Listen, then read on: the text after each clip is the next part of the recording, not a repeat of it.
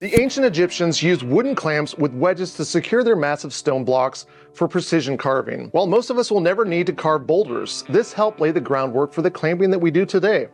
Clamping has come a long way since then, but the principle remains the same, holding things securely to get the job done.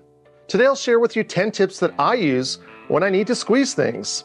Like my last full-size tip video, I've indexed each of the tips so that you can easily move on if you've already seen it. You'll also find helpful links in the description that go along with the video.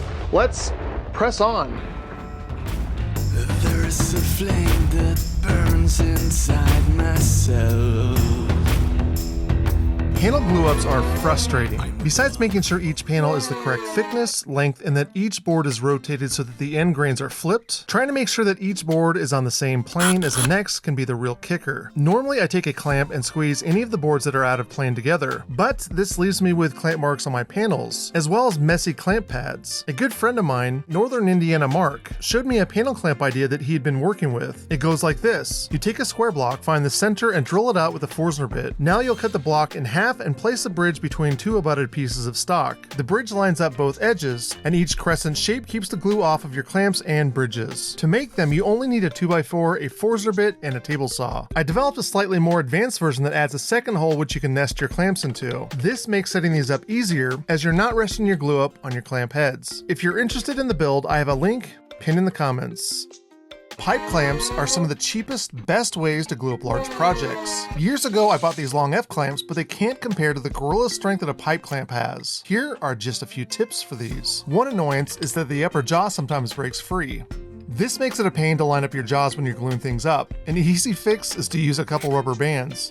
The jaws on pipe clamps are notorious for sliding during glue up, as well as leaving marks behind. Grab some carpet tracker runner in the carpet department and cut off thin strips that are the size of the clamp faces. Use some hot glue, add it to the carpet side, and tighten them together. When you buy a set of pipe clamps, stay away from the ones with sliding bars. Clamps with handles are strong enough that you can use a wrench on them without bending the steel. If your lower jaw slides and won't clamp, pull the keys out and flip them over. They can also be sanded a little to fix the teeth needed for them to lock.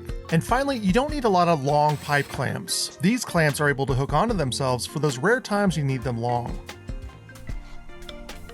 If your stock is not flat and square, there's a certain amount of difficulty that comes with clamping it. While in a pinch, a vise will hold a round shape. You take a chance of damaging it or crushing the shapely object you need to keep in place. Obviously, the problem we're dealing with is a lack of surface area. Flat boards have it, rounded or tube shapes don't. But we can quickly make clamp teeth that will fit in any vise with the exact surface area needed to keep shape stock from moving. I need to add a handle to this tang and want to drill into it through the side. I'll use a Forstner bit that's the diameter of the handle and use something thick and cheap to drill into to make a hole. 2x4s are cheap, especially for the small amount I need. Next, I'll run it through the bandsaw or even table saw. With my cut edges, you can see how easy it is to form it around my handle, insert it into any vise, and clamp down. But let's say I make a lot of handles that are the same shape. I can Mod Podge some carpet tracker runner into the cutout and clamp it in place, giving me unbelievably strong holding power.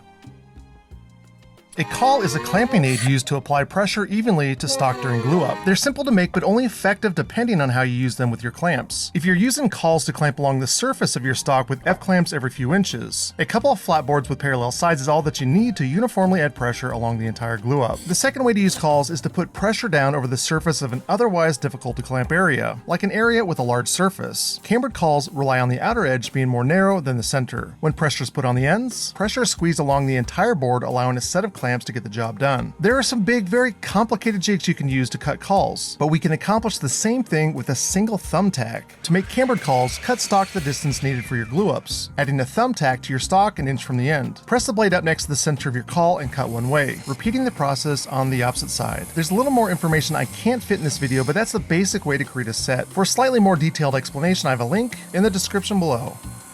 Pinch dogs are angled pieces of metal that look like large staples or even vampire teeth. Due to the inclines on each tooth, they serve to draw a pair of boards together as they're hammered in. To best use them, both boards should be edged and a clamp, like a pipe clamp, should squeeze down on them in the middle. That works for things that can be clamped, but if you're trying to clamp angles together, add your pinch dogs before clamping the pieces down. While I do have a link to a set of these you can buy, you can actually make your own in a pinch. Sorry. We'll make a quick pattern out of wood. For an 1.5 inch set, we'll start with a piece of scrap wood that's 1.5 inches by 1 1/8 inches. We'll add a 3/8 mark along the 1.5 inch side and 2 marks at the 1/4 inch. We'll taper each mark to the tip, bringing the block to the bandsaw and attaching a finger saver before cutting. Back at the bench, we'll use it as a pattern and use a marker to trace it, cutting through the marker with a grinder. Each point will need to be cleaned up, but that's it. With a piece of steel that cost me less than $10, I can make 3 times as many as the ones I bought. If you'd rather buy them, I have a link in the description below. If you've ever tried to clamp a picture frame together, you know it's not as simple as grabbing a handful of F-clamps. The angled edges create an inclined plane that makes it difficult to clamp. Today I'll show you how to make 2 simple and effective miter clamping aids out of scrap plywood. We start with a piece of plywood as the base. Cut a 3/4 inch groove along the length and add a 4 inch piece of stock into the groove. The rectangle stock will have a hole and a gap to allow a T-bolt to be flush to the surface. Next, add 2 strips of wood on either side of the groove to create a track wide enough for the thickness of a T-bolt. On one end of the base, attach a fixed block of wood. On the opposite, install a block that the T-bolt threads through. Now place parallel sides on the frame on the top of the aid, press the movable block to hold the sides snugly, and lock each down with knobs. We'll switch to the perpendicular pieces and slide them into position. Add glue to the corners and finish with a couple clamps to bring everything together. This setup saves you money and hassle, avoiding pricey, cumbersome corner clamps.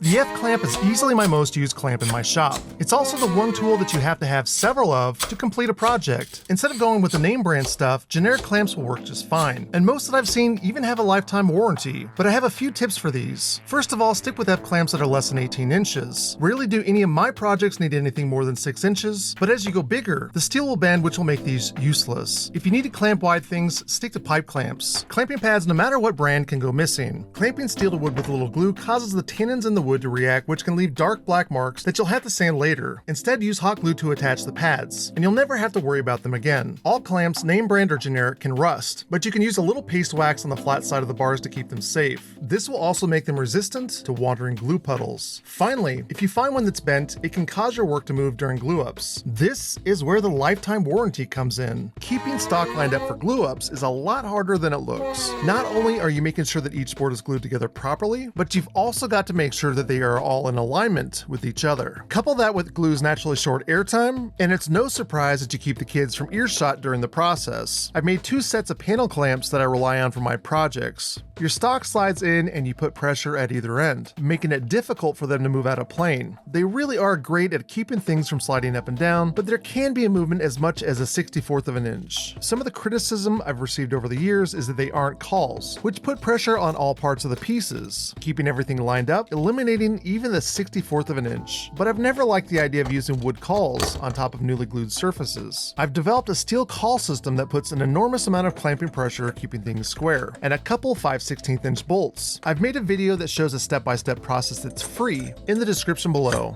If you have ever added T-tracks to your jigs, you'll likely need a clamp to hold your stock in place. They also work with T-tracks cut into the tabletops of your machines. You can buy them, but they're easy to make and they'll make you feel like $1 million every time you use them. To make one, you'll need 4 pieces of stock and a 2x6 piece of scrap. We'll glue the 3 pieces of stock together, leaving a gap in the center, which will later house our bolt. After things are dry, we'll slice our block into 16th inch slices. We'll make a form by cutting the shape out and add a piece of scrap to the edge with 3 screws. Each piece of strip will need to be trained or flexed, but then we can squeeze the pieces together. The end will sandwich or form together, and I found adding a thin dowel gets a tighter area in the crook. To finish, I rounded the edges and cut it to size. But the real secret to these is adding a couple strips of tracker runner to the bottom side of the hold down clamps. Not only does it grip your stock really well, but it also lightens the pressure needed to hold things down, which in turn prevents denting the top of your stock. If you're interested in making this, I have a step-by-step video in the description below. Constructing box carcasses is done by clamping the structure upright. This usually means I'm constantly moving things around to get my corners tight and square. Getting all 4 corners squared up so that I can add my clamps is not a fun task, but we can make some really simple jigs that will allow us to line each corner up easily into perfect 90s. You'll need a 3-inch wide piece of 3/4 inch plywood that's 26 inches long and a straight 2x2 that's about 14 inches in length. We'll cut our 3-inch wide plywood into 3-inch sections. You'll have 8 when you're done. Next, we'll measure over 2 inches on each block and 2 inches up. After measuring over 1/8 of an inch, we'll connect the lines to the corner. Now with each square, we'll cut our marked area with the bandsaw. With the 2x2, we'll cut it into 4 sections that are 3 inches long. Carefully attach the cutout pieces on either side of our 2x2 with a brad nailer, and you're done. To use them, we'll either lay out the panels on the bench top and raise our first 2 walls, locking the jigs in each corner, or the second option is to lay the jigs out beforehand and add each wall. Add your bar clamps, and you're done. Thank you so much for watching. I'm thrilled you could join me. If I've shared an idea you can use, please let me know what it was in the comments below. I'd really love to hear from you. A special thanks to my patrons who keep the pressure on me to keep making these videos.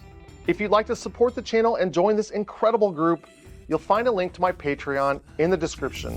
Like me, there is a flame that burns inside myself.